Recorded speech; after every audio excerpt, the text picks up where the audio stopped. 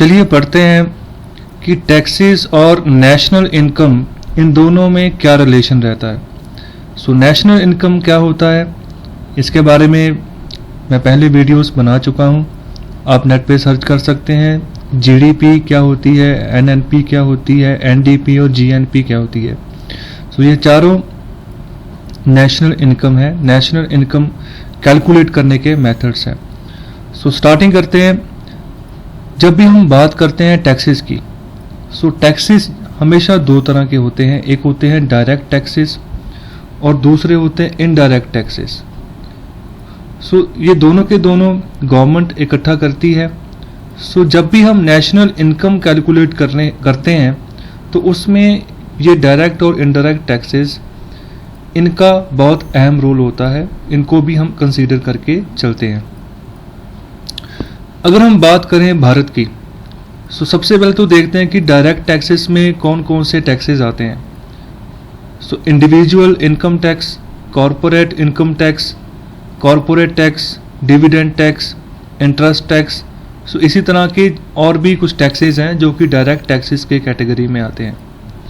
और जब भी हम डायरेक्ट टैक्सेस की बात करें और नेशनल इनकम कैलकुलेट करने की बात करें एट फैक्टर कॉस्ट, तो उस केस में हम डायरेक्ट टैक्सेस को इंक्लूड करके चलते हैं। सो फैक्टर कॉस्ट क्या होता है या मार्केट कॉस्ट क्या होता है, इसके बारे में भी पर्टिकुलर वीडियो है, फिर भी मैं थोड़ा सा हिंट दे देता हूँ। फैक्टर कॉस्ट मतलब कोई भी जो प्रोडक्ट बना, रॉ मटेरियल से लेके अपने पूरे प्रोडक्शन प्रोसेस से पास होके जब वो एक फाइनल गुड की पोजीशन तक पहुंचा और जितना उसको खर्चा आया फाइनल गुड बनाने तक फैक्ट्री के अंदर, तो उसको हम फैक्टर कॉस्ट बोलते हैं। दूसरा है इनडायरेक्ट टैक्सेस।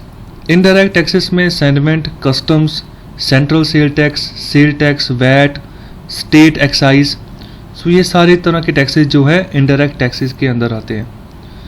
सो अगर हम नेशनल इनकम कैलकुलेट करते हैं फैक्टर कॉस्ट के हिसाब से कि इंडस्ट्री के अंदर कितना खर्चा आया एक प्रोडक्ट को बनाने में, एक बल्ब को बनाने में फॉर एग्जांपल, उस केस में जो जितना भी टोटल इनडायरेक्ट टैक्सेस होते हैं हम उसको नेशनल इनकम से रिड्यूस कर देते हैं, डिडक्ट कर देते हैं, माइनस कर देते हैं। सो डायरेक्ट टैक्सेस के केस में और इनडायरेक्ट टैक्सेस के केस में फ़र्क है। डायरेक्ट टैक्सेस के केस में हम टैक्सेस को ऐड करते हैं और इनडायरेक्ट टैक्सेस के केस में हम जो है नहीं करते। उसका भी एक कारण है। क्या कारण है? क्योंकि जब भी हम इनडायरेक्ट टैक्सेस लगाते हैं वो हमेशा 2 बार पहले ही वो ऐड हो चुका होता है। फॉर एग्जांपल पहली बार कैसे? जब भी आप बाज़ार में कोई सामान खरीदना जाते हैं या कोई भी परचेज़ करने जाते हैं, तो वो परचेज़ जो होता है वो होता है आपकी डिस्पोजेबल इनकम से, मींस जो आपकी सेविंग्स होती हैं, उस इनकम को ही आप इन्वेस्ट करते हैं और आप किसी प्रोडक्ट को परचेज़ करते हैं।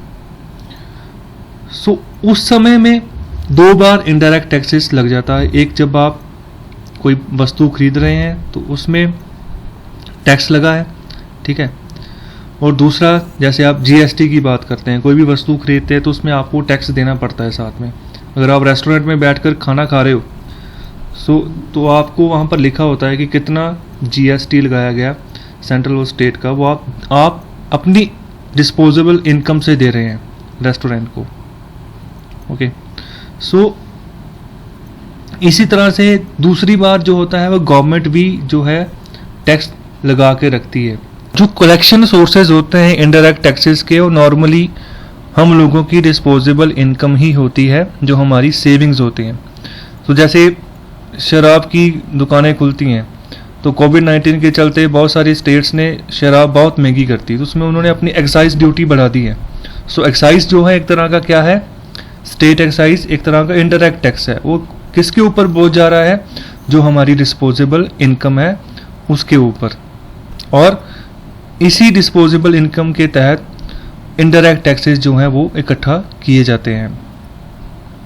और जो फार्मूला बनता है जब हम national income eight factor cost calculate करते हैं, तो वो होता है net national product at market cost minus indirect taxes. So indirect taxes को हमेशा हम माइनस करके चलते हैं जब भी हम national income eight factor cost calculate करते हैं। सो आई होप आपको समझ आ गया होगा टैक्सेस और नेशनल इनकम इन दोनों में क्या रिलेशन है। सो लाइक शेयर और सब्सक्राइब ज़रूर करें। आपका बहुत बहुत धन्यवाद।